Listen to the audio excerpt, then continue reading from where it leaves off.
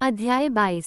निम्मी अम्मी। हम इस बात पर यकीन कर सकते हैं कि इस समय हमारे सभी दोस्त उस साहसिक कार्य का अंत देखने के लिए उत्सुक थे जिसने उन्हें इतनी सारी परीक्षाएं और परेशानियां दी थीं।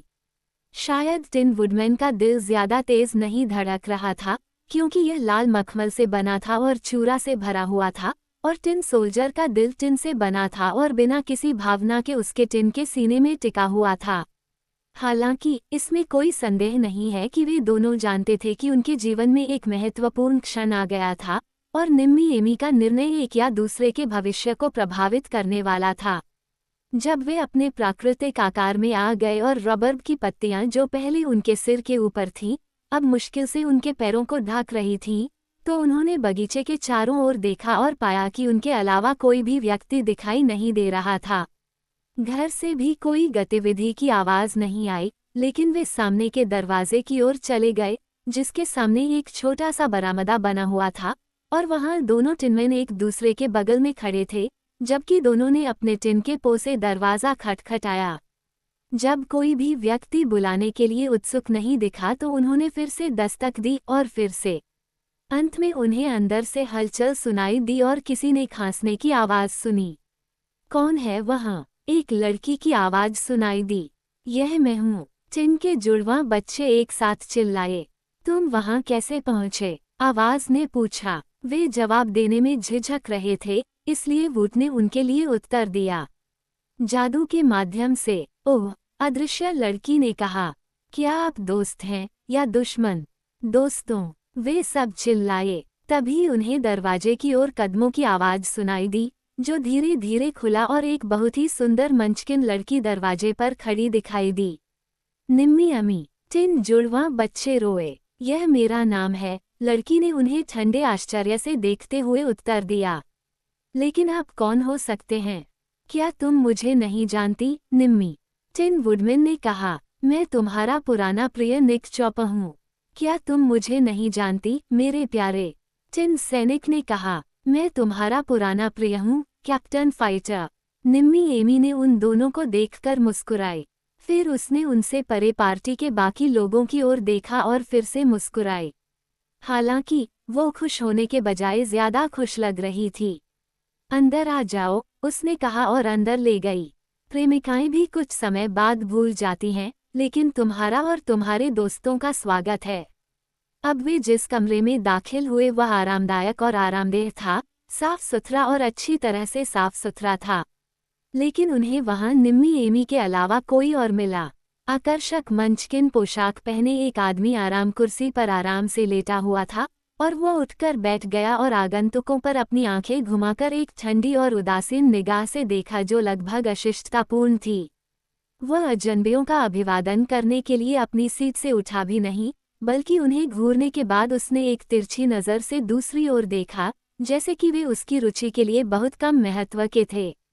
टिन के लोगों ने इस आदमी की ओर दिलचस्पी से देखा, लेकिन उन्होंने उससे अपनी नज़रें नहीं हटाईं, क्योंकि उनमें से कोई भी इस मंचकिन से अपनी नज़रें नहीं हटा पा रहा था, जिसकी एक टिन की भुजा उनके अपने टिन के हाथों जैसी ही थी।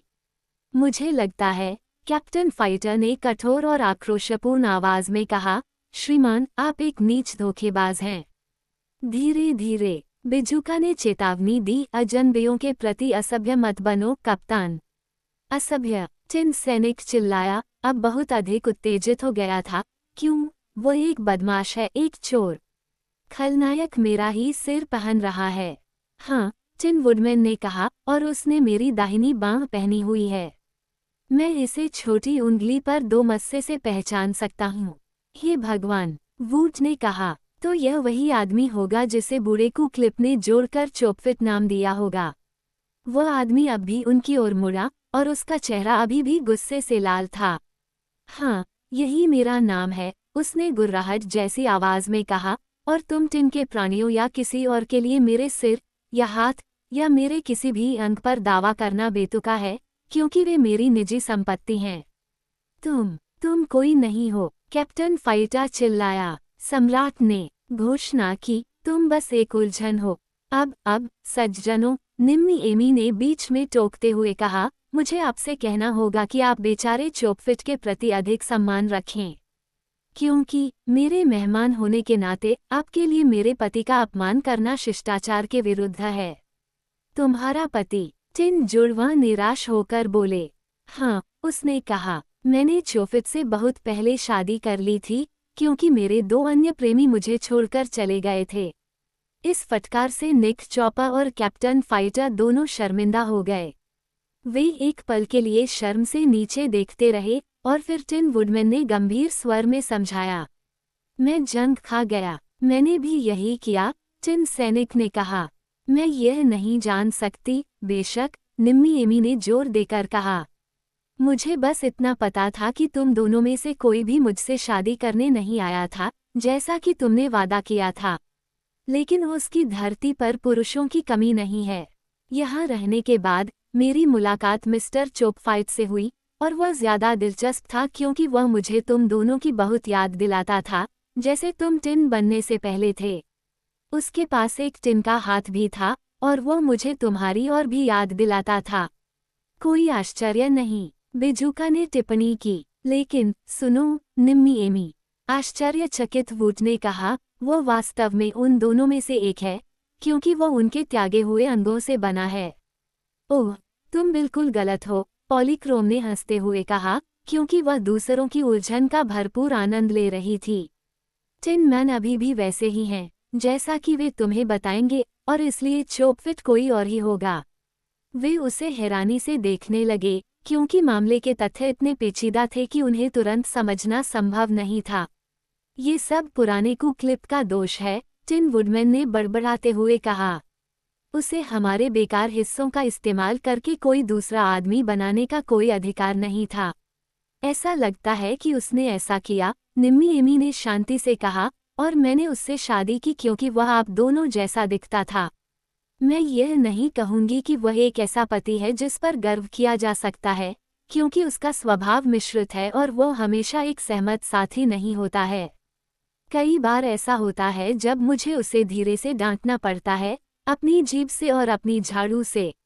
लेकिन वह मेरा पति है और मुझे उसका सर्वश्रेष्ठ उपयोग करना चाहिए। यदि वह तुम्हें पसंद नहीं है, टिन वुडमैन ने सुझाव दिया, कैप्टन फाइटर और मैं उसे अपनी कुल्हाड़ी और तलवार से काट सकते हैं, और हम दोनों उसके जो अंग हैं, उन्हें ले लेंगे। फिर हम तैयार हैं कि तुम हम में से किसी एक को अपना पति चुन लो। यह एक अच्छा विचार है, कैप्टन फाइटर ने अपनी तलवार खींचते हुए कहा।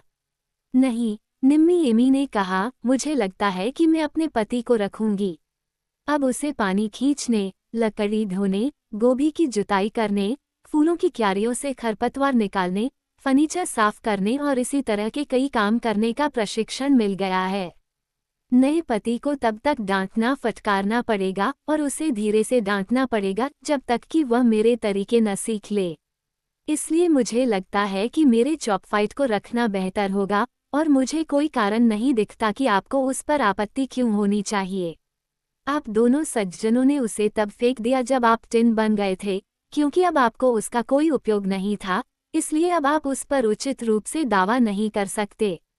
मैं आपको सलाह देती हूँ कि आप अपने घर वापस चले जाएं और मुझे भूल जाएं, जैसे मैंने आपको भूला दिया है। अच्छी सलाह है, पॉलीक्रोम नाचते हुए हंसा। क्या तुम खुश हो? टिन सैनिक ने पूछा। बेशक मैं हूँ, निम्मी एमी ने कहा, मैं अपने आसपास के सभी स्थानों की स्वामिनी हूँ, अपने छोटे से क्षेत्र की रानी। क्या आप विंकीज की महारानी बनना पसंद नहीं करेगी? टिन वुडमैन ने पूछा। मसी, नहीं, उसने जवाब दिया। ये बहुत परेशानी होगी। मुझे समाज या दिखावटीपन या दिखावा पसंद नहीं है। मैं बस इतना चाहती हूँ कि मुझे अकेला छोड़ दिया जाए और आगंतुकों से परेशान न किया जाए। बेजुका ने वांड्रा वुड को धक्का दिया। उन्होंने कहा, मुझे तो यह एक संकेत जैसा लगता है। ऐसा लगता है कि हमारी यात्रा व्यर्थ गई, वुड ने टिप्पणी की, जो थोड़ा शर्मिंदा और निराश था क्योंकि उसने ही इस यात्रा का प्रस्ताव रखा था। हालांकि मैं खुश हूँ, टिन वुडमैन ने कहा, कि मुझे निम्मी एमी मिल गई है और पता चला है कि वह पहले से ही शादीशुदा और खुश है। इससे मुझे उसके बारे में किसी भी तरह की चिंता से मुक्ति मिल जाएगी। जहाँ तक मेरी बात है, टिन सैनिक ने कहा, मुझे स्वतंत्र होने का कोई अफसोस नहीं है। एकमात्र चीज जो मुझे वास्तव में परेशान करती है वह है चोपफिट के शरीर पर अपना सिर पाना। जहां तक उस बात का सवाल है, मुझे पूरा यकीन है कि यह मेरा शरीर है या उसका कोई अंग है, विनकीज के सम्राट ने टिप्पणी की। लेकिन कोई बात नहीं, दोस्त सैनिक, आइए हम निम्मी एमी की खुशी सुनिश्चित करने के लिए अपने त्यागे हुए अंगों को दान करने के लिए तैयार रहें और शुक्र मनाएं कि इस प्राणी चोपफिट की जगह गोभी की जुताई और पानी भरने के लिए हमें नहीं जाना पड़ा और न ही डांट खानी पड़ी। हाँ, सैनिक ने सहमति जताते हुए कहा, हमारे पास बहुत कुछ है जिसके लिए हम आभारी हैं।